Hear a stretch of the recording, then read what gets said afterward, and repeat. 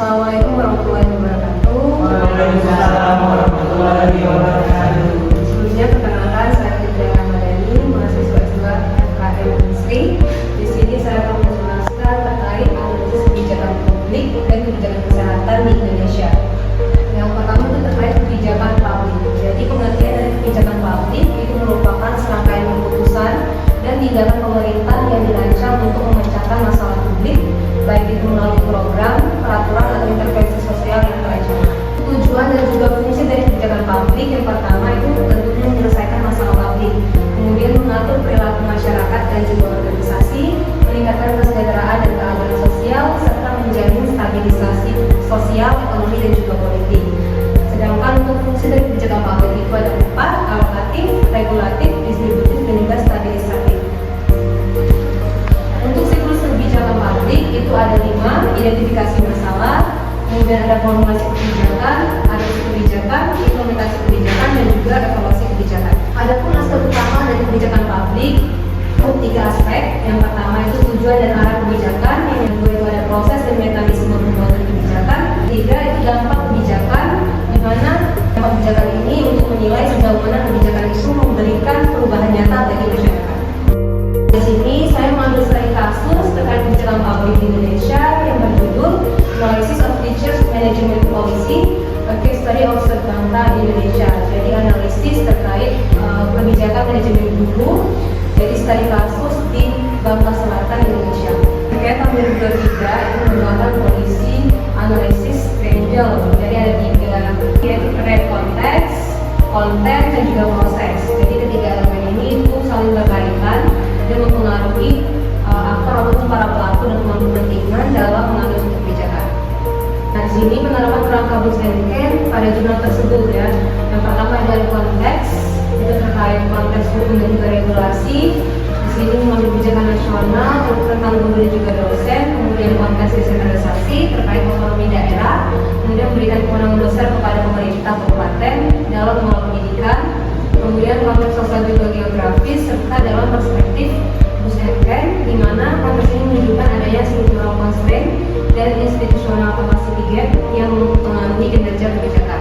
Kemudian aktor serta pelaku kebijakan. Jadi aktor-aktor yang terlibat dalam mengambil kebijakan itu ada pemerintah daerah, di sini dalam hal dinas pendidikan dan juga kebudayaan, kemudian pemerintah pusat itu melalui Dapodik dan juga regulasi nasional, serta guru dan juga kepala sekolah sebagai pelaku lapangan dan juga menerima dampak dari kebijakan yang dibuat, serta masyarakat dan siswa sebagai penerima manfaat akhir dari kebijakan.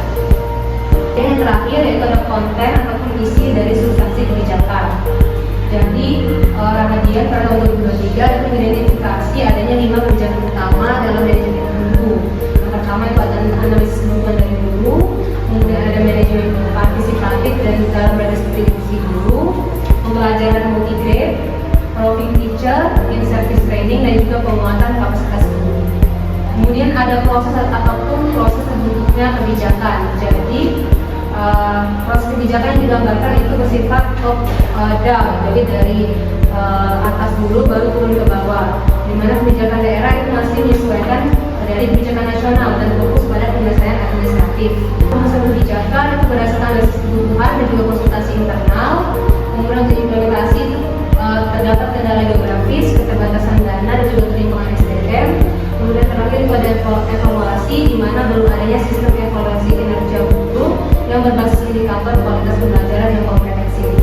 Nah, bagaimana urgensinya antara kebijakan publik tadi dengan kebijakan kesehatan? Yang pertama ada konteks dan urgensi dengan kebijakan kesehatan. Jadi manajemen guru di Bangka Selatan yang dari jurnal tadi itu mencerminkan masalah klasik seperti ketimpangan distribusi dan juga rendahnya kompetensi guru.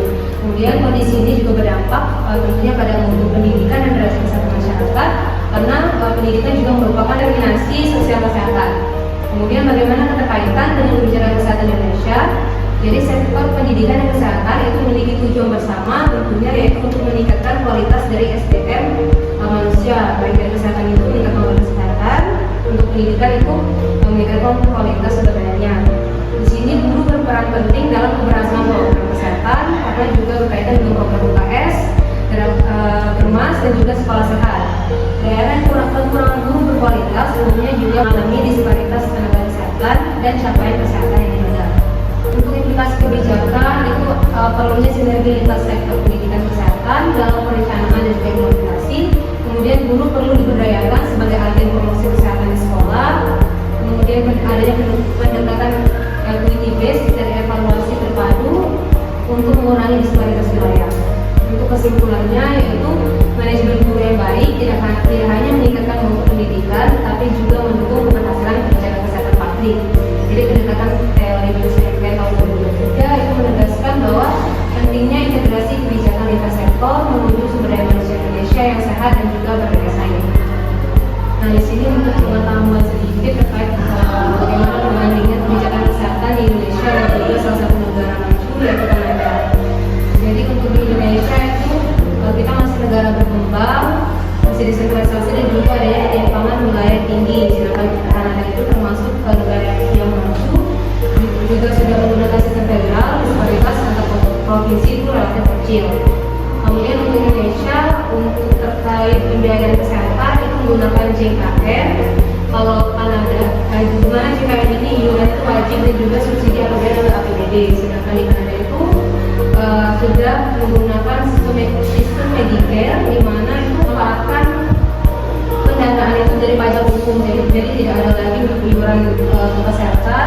Jadi diambil dari pajak umum, dikelola jadi pemerintah provinsi untuk membiayai kesehatan masyarakat. Kemudian untuk Indonesia fokus pelayanan itu masih pelayanan dasar dan primer, sedangkan Kanada itu sudah universal untuk seluruh penduduk. Kemudian Indonesia terpusat melalui BPJS, kalau Kanada sudah terdesentralisasi. Di Indonesia itu masih terdapat kesenjangan geografis dan juga sosial.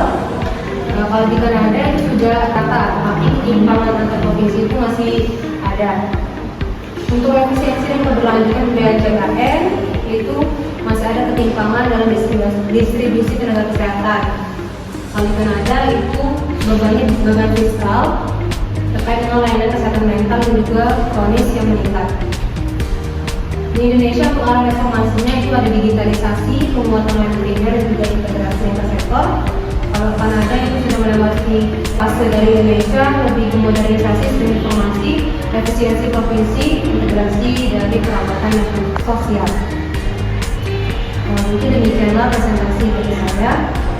Mungkin selanjutnya kita akan ada icebreaker.